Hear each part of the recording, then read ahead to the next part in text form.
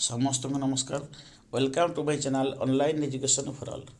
तेबे शिक्षक मुझे कही रखे ओडिशार लक्षाधिक प्राथमिक शिक्षक 4 दिन 4 रात्रि राजरास्ता धारणा पर दीर्घ 22 वर्षर प्राथमिक शिक्षक मुख्य समस्या समाधान पर राज्य सरकार मुख्य शासन सचिव अध्यक्षता principal secretary GNPG principal secretary अर्थ एसएमसी डिपार्टमेंट कमिशनर आसंता 21 तारीख संध्या 6:30 प्राथमिक शिक्षार मेरुदंड मूलदुआ शिक्षक भाग्य भविष्य निष्पत्ति ने 1.5 लाख शिक्षक परिवार तरफ विनम्र निवेदन समस्त सचिव महोदय आम नेजा देवी को सफल करूँ और यही कार्य सफल पाई आसतु आम समस्ते 21 तारीख रे सबू ठाकुर पाखे प्रार्थना करवा और दीप जालिबा ते शिक्षक कही रखे यहाँ हूँ समस्त प्राथमिक शिक्षक संघ तथा 1.5 लाख परिवार शिक्षक शिक्षक को अनुरोध से निश्चित भाव सब ठाकुर को पूजा करते 21 तारीख जमी समस्त दाबी पूरण हो जाए और चाकरी भविष्य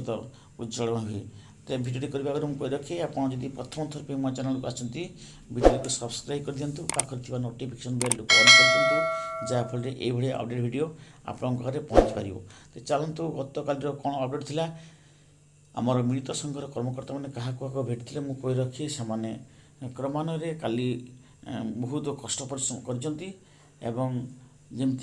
आमर बबी सार तांको भेटी एडिशनल सेक्रेटरी को डेप्यूटी सेक्रेटरी को प्रदीप अमन सार को अरुण साहू महोदय को जमीक उच्च शिक्षा मंत्री रोहित सार पूजारी सार को एमती भेटती से विषय मुझे अपडेट देवी। तो चलतु डेरी कर भिडियो स्टार्ट करदे। प्राइमरी टीचर्स एसोसिएशन ओडिशा तरफ सुनील कुमार प्रधान सर गत काली राति अपडेट देते देखु आज हूँ 19 तारीख सरकारी कमिटीर गुरुत्वपूर्ण मीटिंग 21 थी समस्त शिक्षक और आमर चिंता हौस्पंदन बढ़ी जाइए। एणु यह दृष्टिकोण आज सत भाव में पूरा टीम्र अधिकांश नेतृत्व सका 9 रु एकाठी हो कार्य आरंभ करते। राजेश भाई सुशांत भाई और सुरेश भाई प्रमोद भाई और समस्त टीम प्रथमे प्रणव प्रकाश दास महोदय को ऑफिस रे मिसिया को जाइथिलु। प्रबल जनगहली थिला और अन्य सब शिक्षक एसोसिएशन उपस्थित थिले और पूरा टीम भेटिथिलु। पूरा सम्मान सह पाखापाखि 45 मिनिट राग रस खटा मिठा जबरदस्त आलोचना होता से अनेक कथा प्रकाश करते।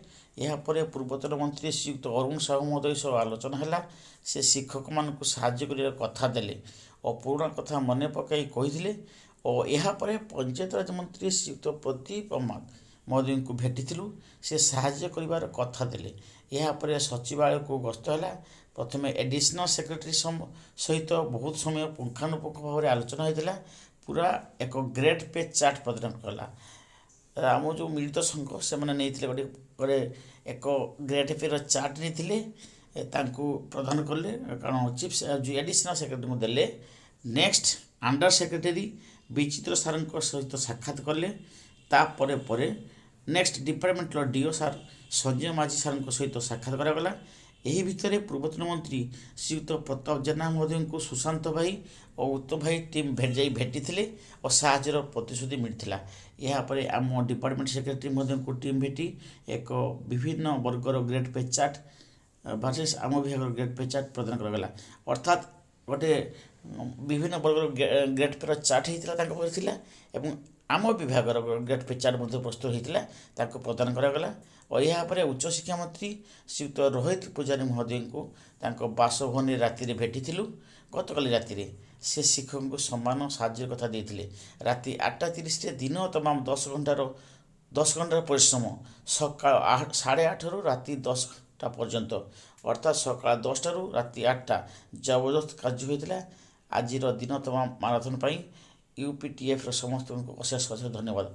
आशा करमर मिलित संघर जो कर्मकर्ता मैंने अच्छा से कठिन परिश्रम कर निश्चय भाव परिश्रम फल वृथा जीवरी सरकार आम दाबी निश्चित पूर्ण करेंगे यह हूँ आम आशा।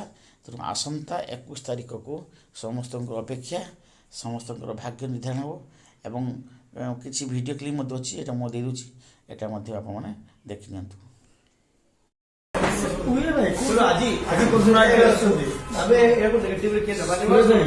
अरे राजेश भाई को केन्ता कहूले देख से आसरा लेख लेख टिया कर देलु कहूले वर्षा गुटे अछि तो से हिसाब रे काम हबो एमती हो ना ना रे काम हबो तो एई लोग अपन ଏଇ ଦେବ ତ କହିଲେ ଆପଣ ତ ଫୁଲ ଧରି ବାସ୍ ବାସ୍ ସେଟା ଦଉନି ବୋଲି ତ ଆମେ ଲୋଡ଼ି ହେବ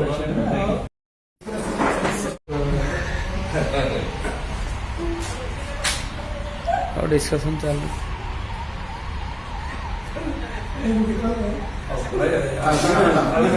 सीएल अप्रूव कर सीएल पूरा अप्रूव